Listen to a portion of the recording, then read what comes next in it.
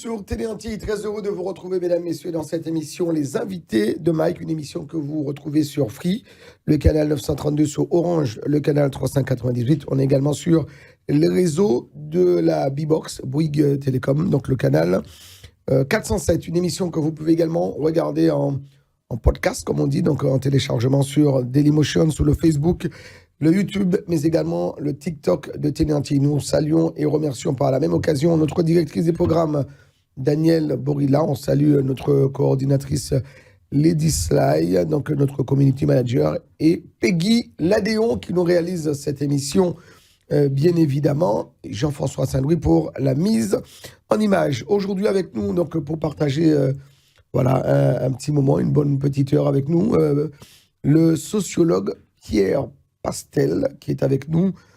Pierre Pastel, donc originaire, on va le rappeler, originaire donc du quartier la Josso, donc quartier bien connu sur les bords donc du sud de la Martinique, la ville de Rivière-Pilote. Donc Pierre Pastel qui est notre invité, à qui je dis bonjour. Bonjour à tous et puis bonjour à Télé Antilles. Alors bienvenue Pierre Pastel. Donc alors on l'a vu, Pierre Pastel, donc psychothérapeute, addictologue, coach en entreprise auprès donc d'enfants, de personnes en difficulté. Merci. Donc sociologue, ça fait beaucoup de casquettes pour un seul homme. Il paraît, Ouais. mais c'est la vie d'un homme et ce que je fais, ce n'est pas trop. Ce sont des activités complémentaires. Alors Et permet d'avoir une idée assez large de ce que nous vivons dans cette société. d'accord, vous êtes diplômé donc de la faculté de médecine de Paris. Vous êtes également enseignant en université. Donc vous allez à la rencontre donc de beaucoup de gens, beaucoup de personnes qui viennent vous voir. Qu'est-ce qu'un sociologue doit et peut apporter dans cette société auprès des personnes que vous avez à côtoyer donc au quotidien? Un regard sur ce que vivent les uns et les autres, remarquer les tendances, ce qui permettent à un politicien, un politique, un décideur d'avoir une idée sur ce qui pourrait être, entre guillemets, être mis en place sur le terrain. Le sociologue porte un regard sur la société d'une manière générale. Est-ce que, justement, donc, pour parler donc, de ce métier donc, de sociologue, dans cette sociologie, donc, la science qui étudie donc, la société, le social, c'est un petit peu... Vous baignez dedans donc, depuis plus de 40 ans, vous êtes un professionnel. Hein, donc, en tout cas, merci d'être là aujourd'hui avec nous dans cette émission, les invités de Mike. On va parler de plein de choses, y compris donc, de cet ouvrage, qui est donc le... Voilà, est-ce qu'on le voit comme ça? Très bien. Je veux parler à un humain. Voilà, c'est un peu utopique. L'impression que c'est un robot qui s'adresse à quelqu'un, ou alors c'est... Voilà, pourquoi ce titre? Ça fait plus de 40 ans Ouais. que j'ai décidé d'observer la qualité de la relation que les humains entretiennent entre eux sur la planète. Et l'idée m'est venue en 1980. J'étais allé visiter l'île de Gorée. Au Sénégal? Au Sénégal.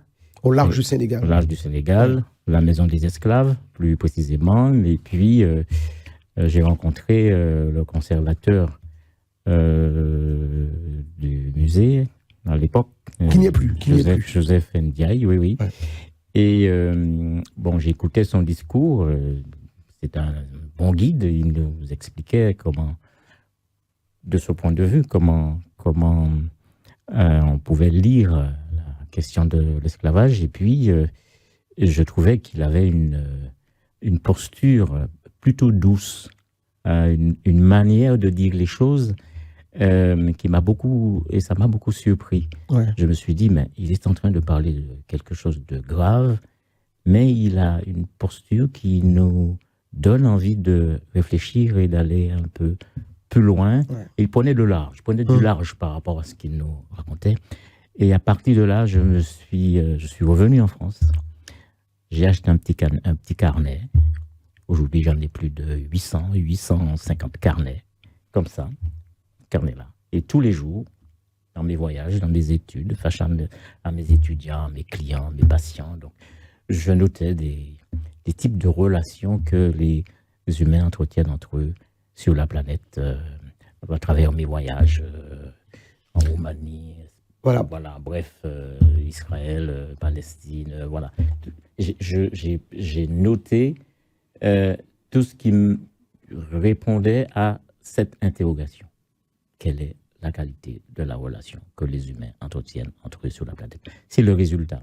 Ce livre, c'est le résultat de cette observation sur une quarantaine d'années. D'accord. Vous parlez donc de Joseph Ndiaye, donc ce conservateur donc de l'île de Gorée, hein, que j'ai eu l'occasion donc également de visiter, de saluer. Mais quand on revient de Gorée, on a l'impression que, alors il y a ceux qui vous disent, voilà, c'est très frappant, et quand je reviens, je me sens animé par une rage, une haine.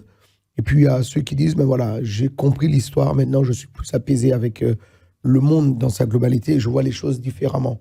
Quel a été votre sentiment, vous, personnellement? Ni haine, ni rage. Ouais. C'est la curiosité. Éveiller la curiosité de savoir, et la curiosité de connaître, et surtout d'aller chercher l'information, les informations concernant cette grande histoire. Pas forcément glorieuse pour les uns et les autres, mais cette histoire qui fait partie de nous-mêmes, de notre identité. Pas l'identité des Antillais-Guyanais seulement, mais l'identité de cet Occident, d'une manière générale. Alors, justement, on parlera donc de cette identité dans cette émission. Pierre Pastel, on rappelle donc, votre ouvrage qui est là. Et on se fera une spéciale pour parler donc, de cet ouvrage. Donc, je veux parler à un humain aux éditions Les Trois Colonnes, qui est sorti depuis combien de temps? En 2022. Ouais. 2022. D'accord, on peut l'avoir, on peut le télécharger, on peut le commander. On peut le commander. Ouais. Voilà, oui. on donnera toutes les informations. Ouais. Voilà, on pourra aller sur votre site internet pastelpierre.com. Alors, on l'a dit, vous êtes addictologue. Vous avez une spécialisation sur la dictologie, mais sur l'alcool de base, mais vous traitez toute forme d'addictologie. D'abord l'alcool. D'accord. Je suis un alcoologue. Ouais. Et après, je me suis intéressé à toutes sortes d'addictions. D'accord. Depuis 40 ans à peu près. D'accord. Donc, est-ce que quand on est addict à quelque chose aujourd'hui, il y a une science, en tout cas cette science que vous prodiguez, est-ce que on peut arrêter toutes sortes de... Voilà, quand on est addict à quelque chose, on peut arrêter du jour au lendemain? Non, pas du jour au lendemain. Ouais. Mais après une thérapie, après une... Mais c'est possible. C'est possible. Toutes sortes de choses. C'est possible. Celui qui a, par exemple, peur de prendre l'avion, ça peut se traiter. Celui qui aime le sucre, ça peut se traiter. Celui qui aime l'alcool, ça peut s'arrêter. Tout peut s'arrêter. C'est possible. C'est possible. C'est possible. Ouais. Mais il ne suffit pas d'avoir de l'imagination, il faut beaucoup de transpiration.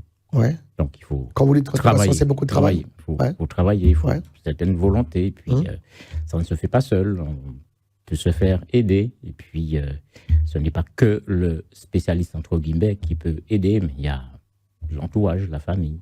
D'accord. Par exemple. Est-ce que quand les gens viennent vous voir, vous avez un cabinet, vous Oui, recevez? oui. D'accord. Quand les patients viennent vous voir, il y a un suivi. Celui qui vient vous voir, par exemple, pour l'alcool, peut-être c'est le plus répandu des formes d'addiction.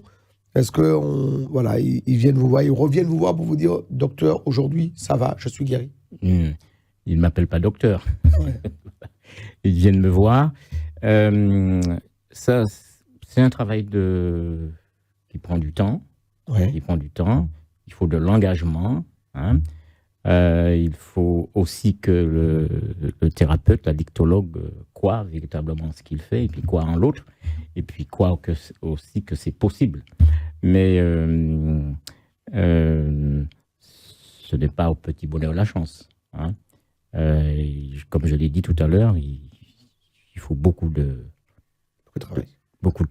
Ouais. Beaucoup de travail. Ouais. C'est très important. Vous le disiez donc tout à l'heure, il y a quelques instants, on peut guérir de tout. Est-ce vrai? concernant les dépendances que j'ai eu à traiter, oui. Ouais. Au smartphone, alcool, tabac, boulimie, etc. D'accord. Ce sont des choses qui... Oui, oui. Oui. Oui. Est-ce que, pour tous les sujets que vous évoquez, donc là, il y a une technicité particulière, par exemple, quand vous traitez quelqu'un qui est addict à l'alcool, c'est pas la même chose que vous allez peut-être employer pour celui qui est addict au tabac, au smartphone. C'est à peu près la même démarche. Ouais. Pour moi, c'est à peu près la même démarche. En tous les cas, c'est ce que j'ai ma méthode. J'ai créé ma méthode, ma manière, mon mode d'approche. D'accord. Hein. Mais pour moi, c'est possible. C'est un travail qui se fait à deux, au moins à deux. C'est la personne qui est en difficulté et moi.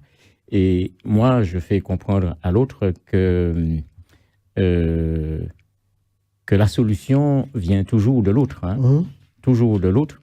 Et je ne suis qu'un pont sur lequel la personne passe pour aller vers elle-même. C'est ce que j'explique souvent pour que la personne comprenne que c'est un travail que l'on fait à deux et ce n'est pas une ordonnance, ne buvez pas et puis après on ne boit plus. C'est pas ça du tout. D'accord. Mais vrai travail.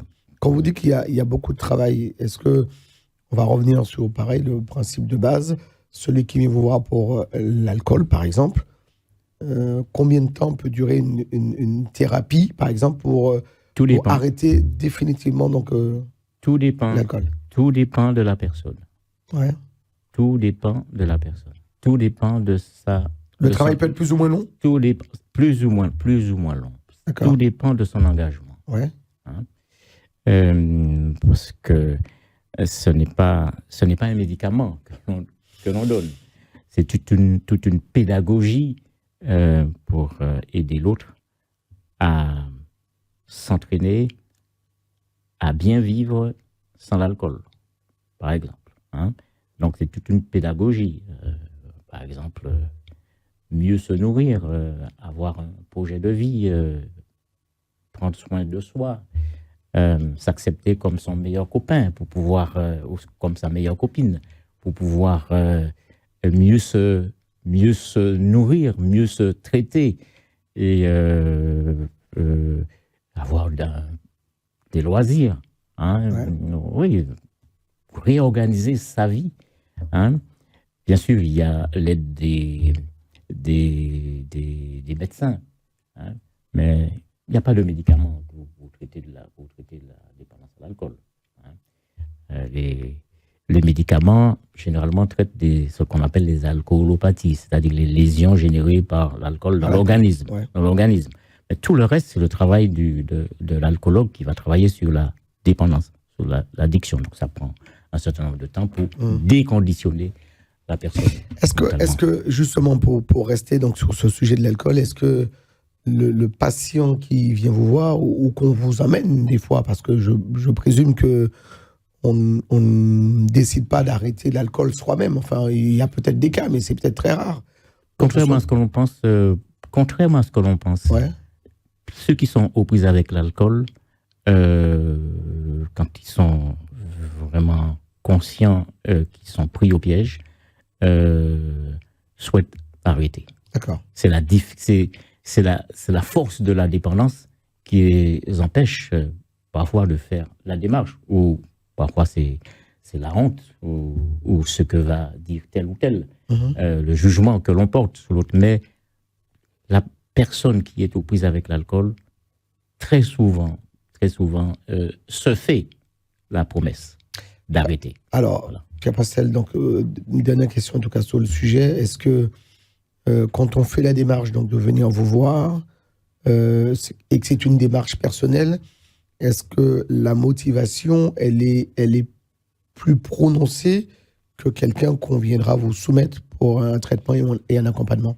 Généralement, quand quelqu'un oriente, quel qu'il soit, hein, que ce soit un professionnel ou quelqu'un de la famille, généralement, quand on oriente quelqu'un vers moi, je demande à ce que la personne fasse la démarche d'elle-même.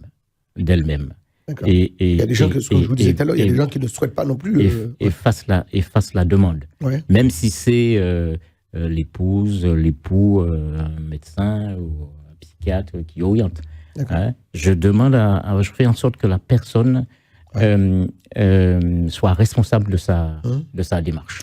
Mais c'est là, pour répondre à votre question, c'est là que commence la motivation. D'accord. Mais toujours, autre question, quand on est plongé donc, dans cette alcoolémie, donc des fois on a tendance à ne pas se voir comme étant un malade, c'est ça aussi. Donc, oui, parce que il y a ce qu'on appelle le déni. Ouais. Hein.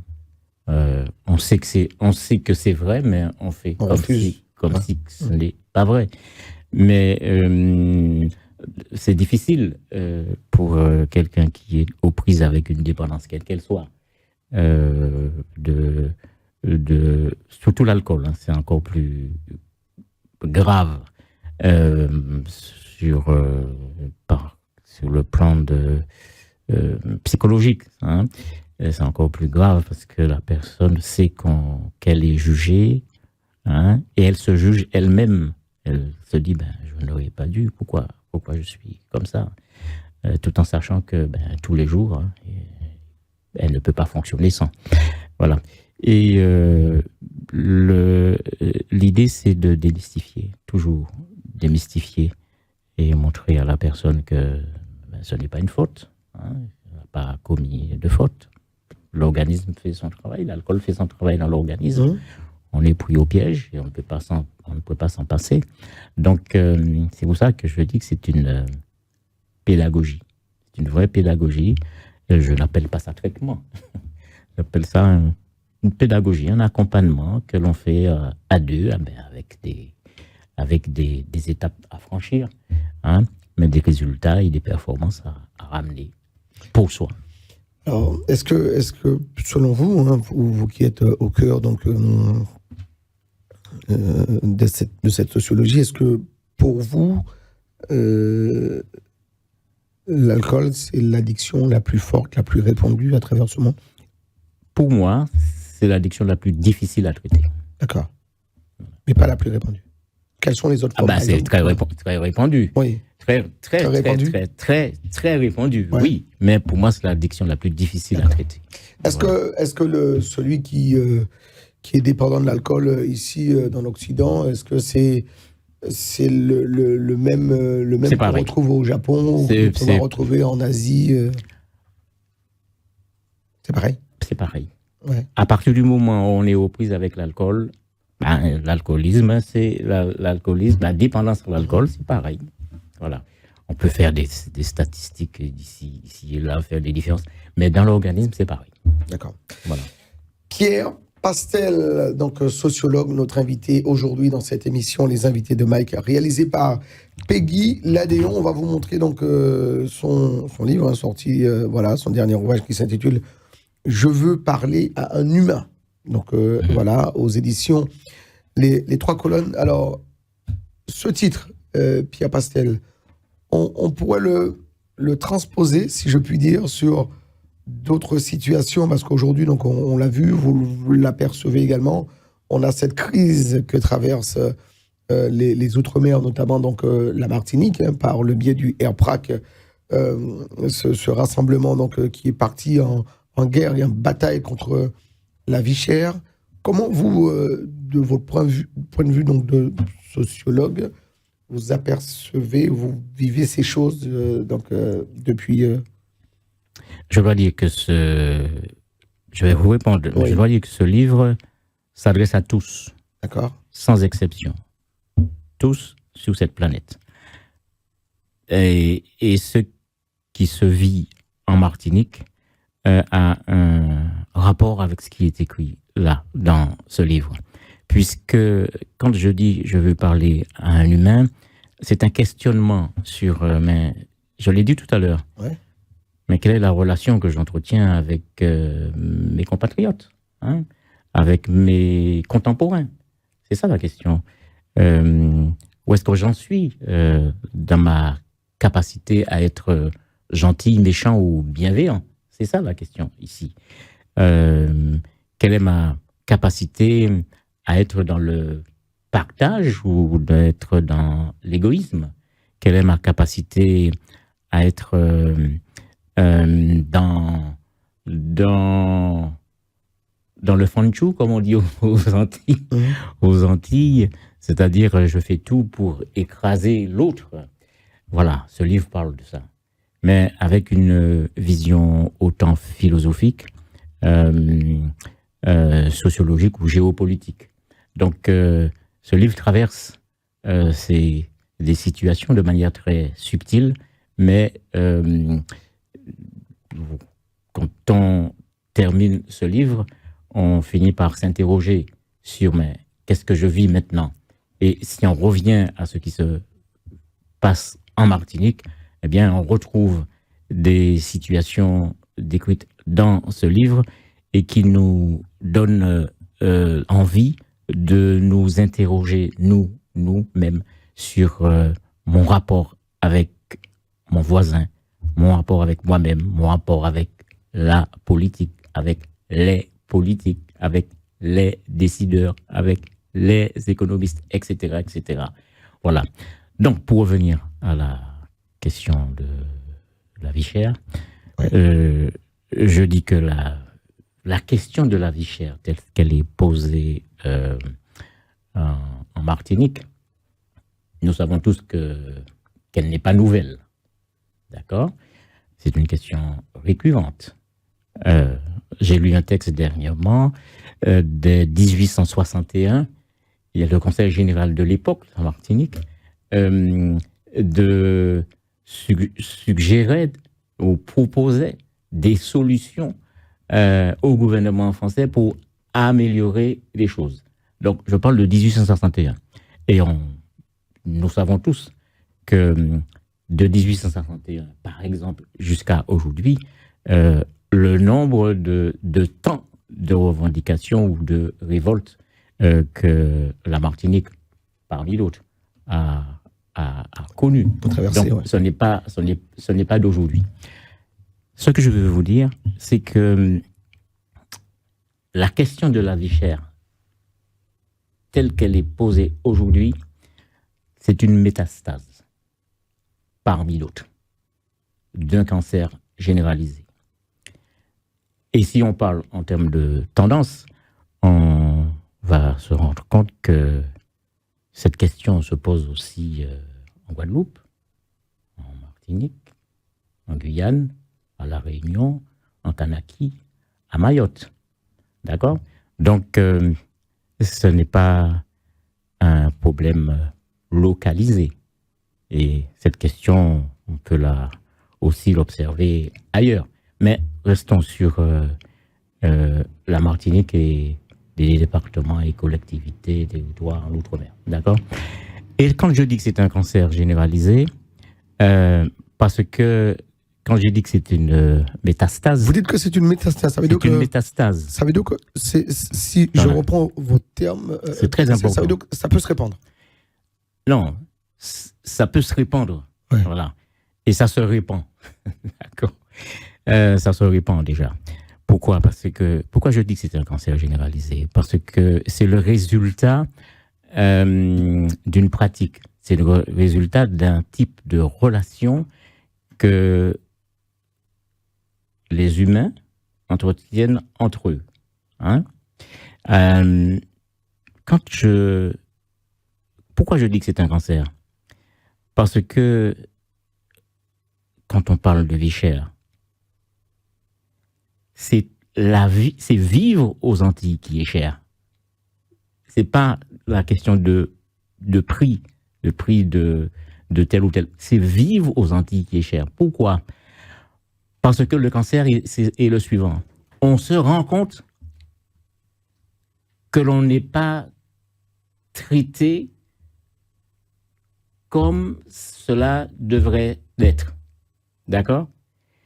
On se rend compte qu'il y a une distance entre la démocratie, en termes de théorie, et la réalité sur le terrain. On se rend compte qu'il y a une distance entre ce que l'on prône, ce que l'on nous apprend sur le partage égal, il y a une distance entre le partage égal Mhm. et la réalité du terrain. On se rend compte que nous sommes dans une démarche où c'est la vraie culture, c'est le partage inégal. Voilà. On se rend compte aussi que c'est ça le cancer. Et c'est pas d'aujourd'hui. On se rend compte qu'il y a une violence culturelle, où on a du mal, par exemple, à s'exprimer ou à faire vivre le créole, par exemple. Ouais. On se dit, ben voilà, enseigner le créole, ça paraît être une aberration pour certains. Alors qu'il s'agit bien de la vie même, de l'identité même d'un groupe ou de groupes. D'accord. Donc, il y a une difficulté à ce niveau-là. Ça fait partie du cancer. D'accord. On se rend compte que ce que je dois manger, on me dit ce que je dois manger, comment je dois manger. On me dit comment je dois commercer, avec qui je dois commercer. Vous comprenez? Donc, le cancer, c'est tout ça. Mhm. Et nous observons un décalage entre ce que nous avons comme devise, liberté, égalité, fraternité. Il y a un vrai décalage. Donc, ce que je dis, il n'y a rien de nouveau dans ce que je dis. Il faut simplement le rappeler. Eh bien, le cancer, c'est ça.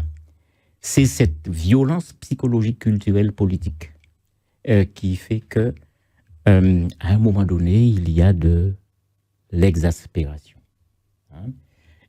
Aucune exaspération ne justifie la violence. On est d'accord. Mais il y a déjà cette violence qui est présente de manière séculaire. Donc aujourd'hui, voir les compatriotes de Martinique, par ailleurs, descendre dans la rue, aller manifester contre cette vie chère, pour vous, il n'y a rien d'anormal et c'est tout à fait logique. C'est vital. Ouais. C'est vital, c'est logique. Le mot supérieur, c'est vital. D'accord. Vous l'aviez, vous, ce qui se vit actuellement en Martinique, dans votre métier, dans votre vision des choses, vous le saviez que ça arriverait? Alors, si vous regardez ou visionnez des différentes interviews que j'ai eu à faire, vous verrez que je l'ai annoncé en filigrane à plusieurs reprises. Et ça, c'est depuis 1990, à plusieurs reprises. Nous avons beaucoup parlé de la question de la discrimination. On a l'impression que la discrimination devient c'est une culture, une manière d'être, une manière de faire avec les autres. Mais ce qu'on oublie souvent, c'est que il y a des conséquences graves de la discrimination. Des conséquences humaines, des conséquences psychologiques, des conséquences sociétales, des conséquences économiques, des conséquences politiques. Vous voyez que ce n'est pas du tout une plaisanterie. Alors moi qui ai pris du temps à réfléchir sur ces questions, en tant que sociologue. Mais on a l'impression que dans ce que vous dites, tout est lié. Mais aussi en l'observant en cabinet, par exemple, ou à travers les enquêtes que je fais sur le terrain, je me rends compte que cette discrimination, on l'analyse très souvent à travers quelques chiffres, comme si c'était une banalité. Mais non, c'est une vraie blessure psychologique pour ceux qui vivent la discrimination, mais c'est un vrai gâchis pour une société. Ouais. Quand vous parlez de discrimination, c'est que vous faites la relation entre ce que vivent les Martiniquais, ce que vivent par ailleurs le reste donc, de la population française. Entre autres les Martiniquais, voilà. Ouais. Et, tout à fait. D'accord. Entre autres. Ce que je veux exprimer, et je le dis et je le répète tout le temps, c'est une question de qualité de relation qu'on entretient avec l'autre. Vous savez pourquoi? Parce que tout dépend de la façon dont on considère l'autre. Parce que tout dépend de la représentation que l'on se fait de l'autre. La représentation que l'on se fait de l'autre génère la qualité de la relation que l'on entretient avec l'autre. Et la qualité de la relation que l'on entretient avec l'autre génère la qualité du partage que l'on a avec l'autre. Et la qualité du partage que l'on a avec l'autre génère la qualité du vivre ensemble. D'accord. Pour retransposer ça sur la société martiniquaise, comment vous êtes en train de nous dire que ce partage, ce que vivent les Martiniquais donc, aujourd'hui donc, sur le territoire, sur cette collectivité Martinique, on n'est plus en partage avec les gens qui nous accompagnent, qui nous gouvernent, qui distribuent, qui nous font manger, vivre, grandir. Il y a une coupure, il y a une... j'ai reçu ici sur ce plateau un élu de la République, un député qui me disait on doit changer de système. Vous pensez que vous également, de votre point de vue, que ce système dans lequel nous sommes englués depuis quelques décennies, pour ne pas dire peut-être même des siècles, si on revient donc sur les fondamentaux, il faut que ça change. Oui, mais il ne faut pas se tromper sur le système qu'il faut changer. D'accord ? Qu'est-ce qu'il faut changer selon vous ? Ce n'est pas le système. Il ne faut pas se tromper. Ouais. Oui, il faut réfléchir à peut-être un nouveau statut politique. Hein ? Peut-être aussi un mode de production différent. D'accord ? Un mode de gestion de la chose publique différente aussi. Voilà. Mais pour moi, ce n'est pas ça l'essentiel. Ce n'est pas ça l'essentiel. Parce qu'on peut changer le mode de production. D'accord ? Sans changer ce qui mobilise la conscience des uns et des autres. C'est le mental qu'il faut changer. Mmh. C'est ça. C'est la qualité de la représentation que l'on se fait de l'autre. D'accord. C'est ça. Parce qu'on peut toujours construire des ponts. Mais tout dépend de s'il y a une rivière ou pas qui passe sous le pont. Et la rivière, c'est la façon dont on se pense, la façon dont on pense l'autre. C'est toute une éducation qu'il faut faire. Et contrairement à ce que l'on pense quand je parle d'éducation à faire, on a l'impression que c'est l'éducation auprès des enfants. Non. C'est tout un chacun qui doit se mettre à l'école du respect, à l'école du respect de la dignité humaine, à l'école de la bienveillance. D'accord. Alors, question que je voudrais vous poser aussi, Pierre Pastel. Est-ce que, à travers donc, cette démarche, vous qui étudiez tous les jours donc, cette société dans laquelle nous vivons, est-ce que, pour revenir en tout cas sur les Martiniquais, mais qui ne sont pas forcément les seuls concernés, est-ce que nous ne sommes pas dans une lourdeur du passé colonial qui nous pèse, qui nous ronge, qui nous gangrène encore aujourd'hui dans ce 21e siècle? Il faut savoir que la colonisation n'est pas un baise-main. La colonisation n'est pas un baise-main.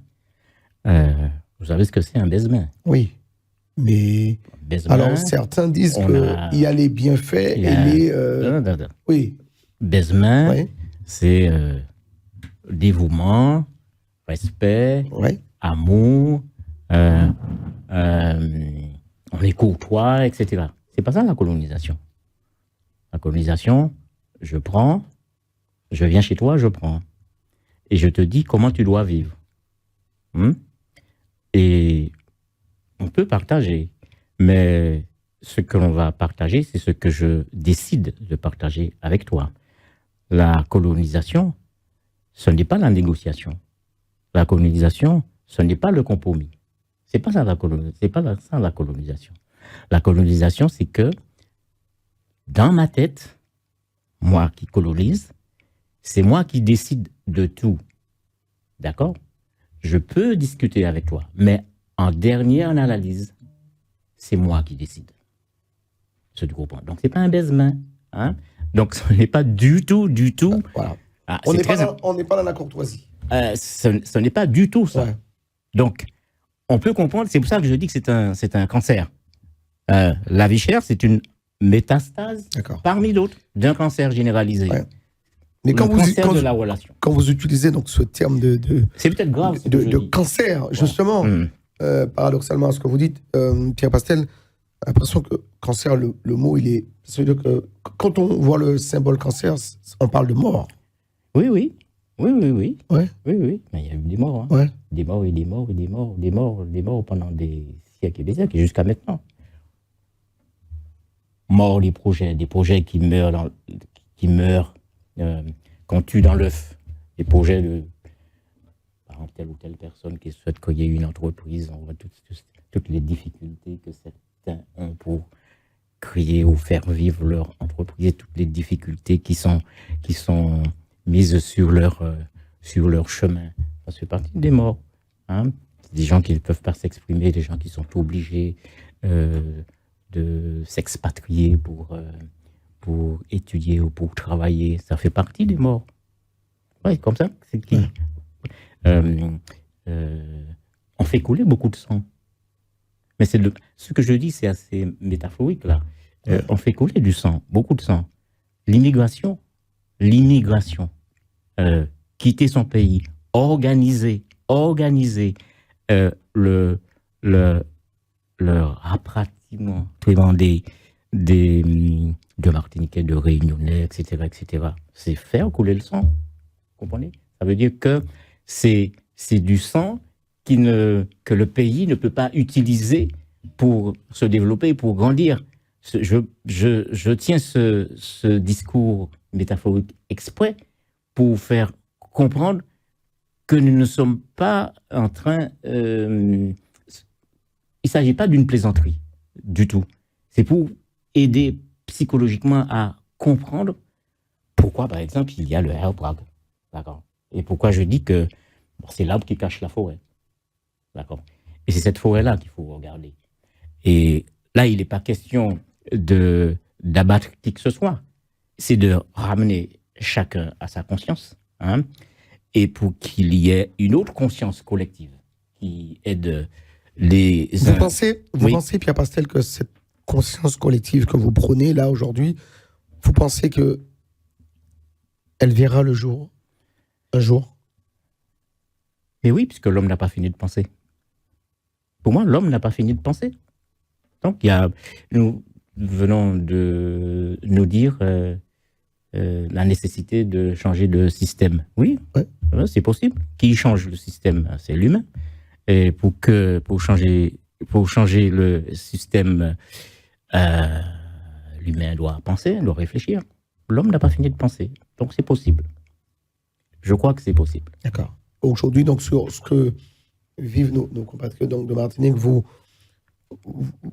pensez à un avenir meilleur? Vous pensez que la vie chère donc, pourrait s'estomper dans les semaines, dans les mois, dans les années qui vivent, et il pourrait y avoir une continuité territoriale, ce que prônent beaucoup donc, de nos compatriotes, entre les prix pratiqués donc, dans l'Hexagone et ceux du territoire? J'essaie d'éviter des langages, un langage convenu. Hein? Continuité du territoire, continuité territoriale, tout le monde sait ce que c'est. D'accord, mais vivre décemment et de la même manière. Voilà. Oui.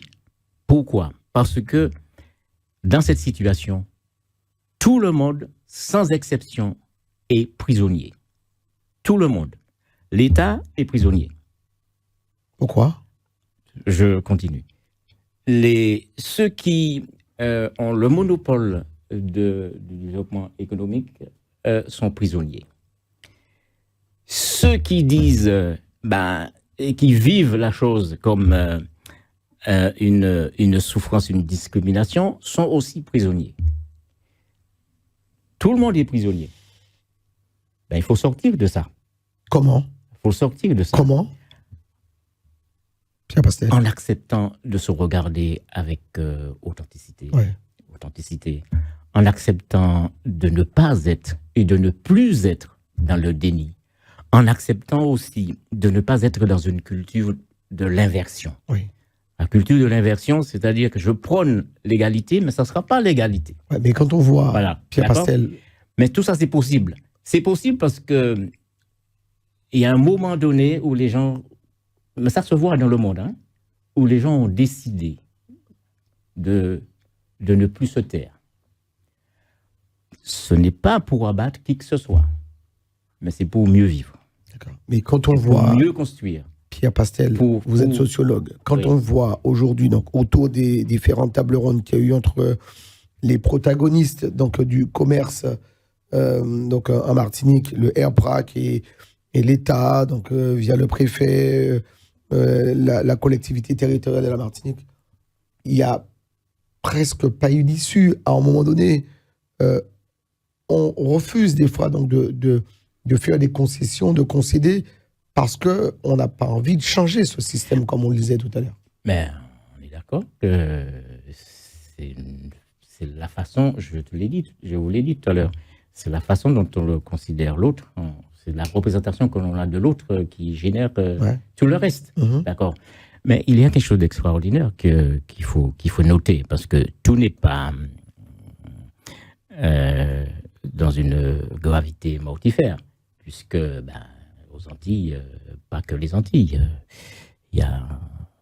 on peut construire un bon vivre, et puis il y a de belles choses, il y a de belles relations aussi.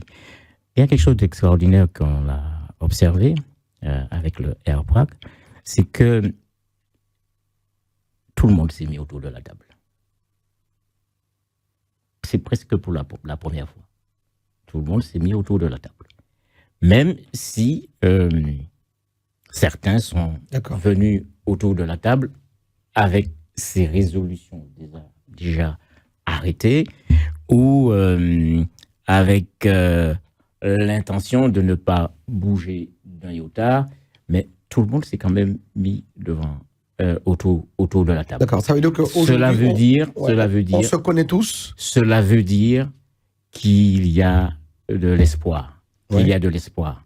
Même si chacun peut rester campé sur sa position, il y a de l'espoir. Parce qu'il y a un début de dialogue et puis il y a quelques révélations. Hein. On voit bien que il y a des sujets que l'on ne voulait pas aborder face à tel ou tel. Mais ça commence à se faire. Donc, c'est possible. C'est difficile, mais c'est possible. Tout le travail qu'il y a à faire, c'est un travail d'éducation. Alors, on peut penser que c'est de l'utopie. Moi, je dis non. C'est pas de l'utopie parce que ces dialogues que nous avons pu observer à la CTM avec les interlocuteurs présents montrent que c'est possible de changer. D'accord, c'est possible de changer, mais comment voulez-vous... Alors, une autre question que je pose aux sociologues que vous êtes, comment... Que l'État joue son rôle, justement, que l'État joue et accepte de jouer son rôle, mais pas dans une culture de l'inversion. Hein? Et de répression. Voilà. C'est vous qui avez employé le mot. Non, mais c'est la question la répression ne date pas d'aujourd'hui. C'est la question que j'allais vous poser. Est-ce qu'aujourd'hui... dans cette sphère, dans ce siècle, dans ce monde dans lequel nous vivons, on n'a pas le droit de dire on n'est pas d'accord avec quelque chose, on n'est pas d'accord avec un système, sans qu'on soit renvoyé en face, ce qu'on nous envoie à chaque fois, donc les forces de l'ordre, et pour dire, on a décidé comme ça, et ce sera comme ça, et pas autrement, et on vous envoie les... Je dis bien qu'il faut que l'État fasse son travail. Et le travail de l'État, c'est de faire en sorte que chacun se sente bien là où il est. Donc, c'est tout un programme. Que l'État fasse son travail. D'accord ? La répression... Est-ce que l'État, la question que je voulais vous poser, est-ce que justement, quand vous dites que l'État fasse son travail, est-ce que le travail de l'État, ce n'est pas aussi donc d'apporter des solutions, de trouver des solutions, de réunir et de trouver des consensus, quand même, quelque part? Nous sommes tout à fait d'accord que l'État fasse son travail. Son travail, c'est de faire en sorte que tout le monde se sente bien là où il est. D'accord. Vous trouvez normal que... Sur le plan économique, sur le plan culturel, à tous les niveaux, que l'État fasse son travail. Très bien. Et qu'il n'y ait pas de déni. Moi, je suis un addictologue. Oui. Je sais ce que ça veut dire, le Voilà. déni. Le représentant de l'État, le représentant donc des Outre-mer, le ministre lui-même, François-Noël Buffet, ne s'est jamais déplacé. Ça, c'est son positionnement. Ouais. Mais je vous assure qu'il réfléchit beaucoup. Ouais. D'accord. Il doit se déplacer selon vous. Ça, c'est sa décision. Moi, Oui. Oui. Nous avons parlé vous de qui dialogue. connaissez la gestion des conflits. Nous avons parlé de dialogue. Nous avons parlé de dialogue. Nous avons parlé de relations. Si on veut dialoguer, on se met face à ses interlocuteurs pour parler de vive voix. Vous savez, on est dans un monde où c'est le virtuel qui prime, mais ce qui nous fait plaisir, c'est ce qui est tactile. Vous dites que c'est le virtuel qui prime, et quand je lis votre livre, j'ai l'impression que aujourd'hui on est dans une forme d'individualisme prononcé. Est-ce que c'est pas justement quand on voit le mépris avec lequel, d'ailleurs, ce problème est traité en Martinique, est-ce qu'on ne se dit pas concrètement, question que je vous pose, Pierre Pastel, est-ce que dans cette symbolique, les Martiniquais, les Antillais, donc les Outre-mer ne sont pas les grands oubliés ou les nouveaux oubliés de la République? Il n'y a pas que les Martiniquais, hein. Il n'y a pas que les Guadeloupéens ou les Kanaks. Hein. Oui. C'est pour ça que je parle des Outre-mer. Ou les Mahorais. Oui. Hein. C'est pour dire que qu'il ne faut pas focaliser la question sur un groupe. Hein. Ouais. C'est un état général. D'accord? Sur le plan général. Mais oui, on voit bien qu'il y a une grande discrimination de traitement vis-à-vis de ces populations. D'accord. C'est une stratégie d'État, selon vous, ce qu'on vit? Je ne dis pas que c'est une stratégie, c'est une manière de faire, parmi d'autres. Et je dis que dans ce parmi d'autres, puisque c'est parmi d'autres, cela veut dire qu'on peut faire autrement. Hein? C'est une manière de faire parmi d'autres, une manière d'être parmi d'autres, une manière de traiter parmi d'autres. Si c'est parmi d'autres, on peut faire autrement. Et on sait comment faire autrement avec d'autres groupes qui revendiquent. On sait comment faire. Cela veut dire qu'on peut changer. D'accord? On sait comment faire. Par exemple, s'il y a une catastrophe climatique en France, on sait, l'État sait comment faire. S'il y a un problème de chômage en France, on sait comment faire. Hein? S'il y a un problème avec d'autres départements que je ne veux pas citer, on sait comment faire. D'accord? Donc, la façon dont on traite les Antilles, entre autres, c'est une manière de faire parmi d'autres. On peut faire autrement. Et nous savons que l'État peut faire autrement. Et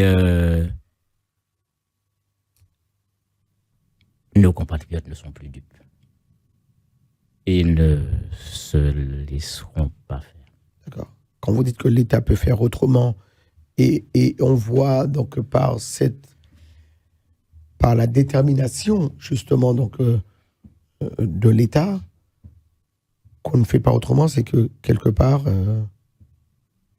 on laisse pourrir les choses. Ça arrange tout le monde? Non, ça arrange l'État. Ça n'arrange personne, parce que tout le monde, parce que comme je l'ai dit tout à l'heure, et je ne perds pas le fil de ce que je dis. Mais quand je dis tout le monde, c'est que ça arrange l'État. Ça n'arrange personne. Ça n'arrange personne parce que tout le monde est prisonnier.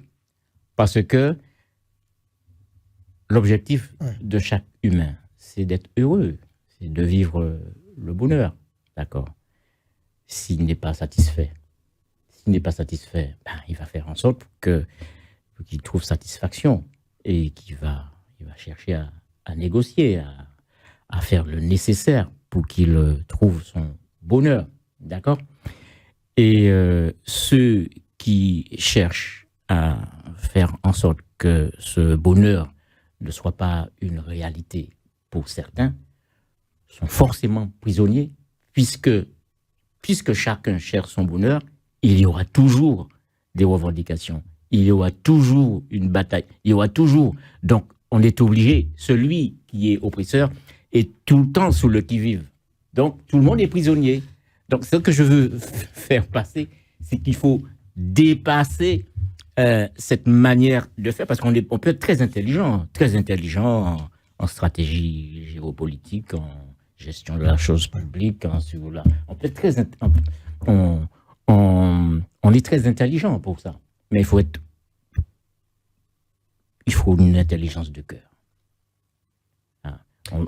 Une intelligence du cœur qu'il faudra activer, travailler, mais c'est auprès de tous, tout à chacun. Très bien. Nous avons face à nous trop de gens qui pensent que tout est à eux. Alors, et même chez nous, même entre nous, il faut que ça change. Il faut que ça change.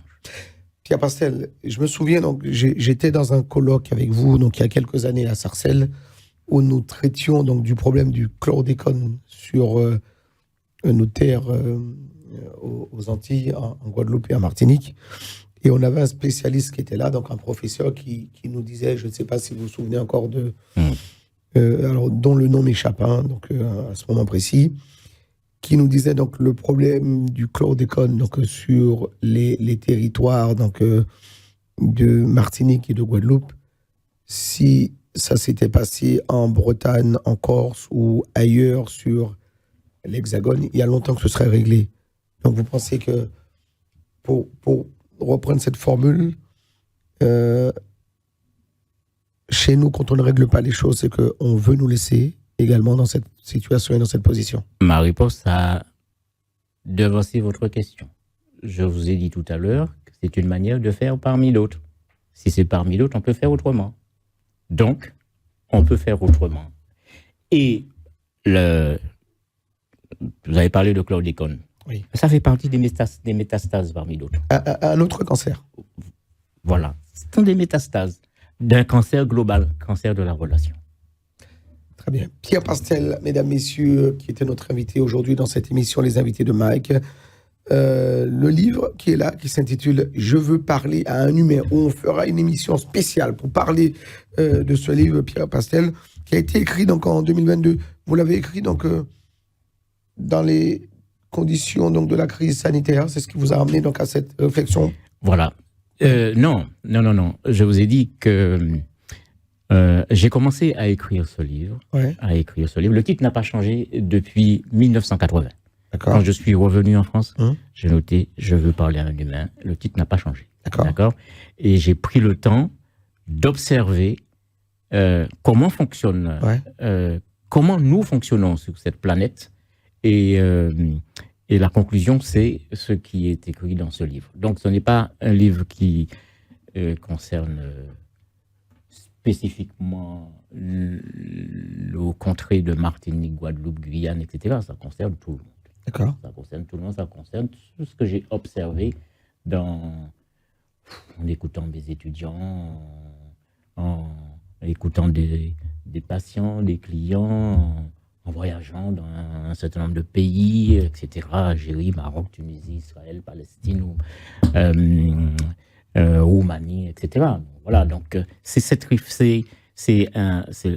observation de longue date qui cherche à dire, ou surtout à rappeler quelque chose d'essentiel à nos contemporains.